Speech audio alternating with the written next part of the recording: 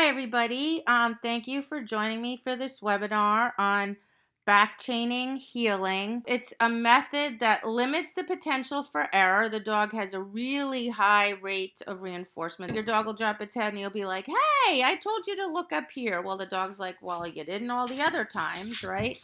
It's much more clear for dogs if we're black and white. It's either right or it's wrong. Clarity creates confidence. All right. So you're much better off being clear. I put myself in heel position. I'm saying yes, feed, yes, feed. She got up. No big deal. I just told her to sit. So now we're going to back up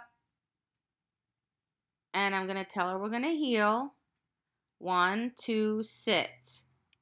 So what we're going to do is we want to build energy into the slow. So we'll back chain the slow, meaning we're going to end and start with the slow. You start with the halt and you move your way back.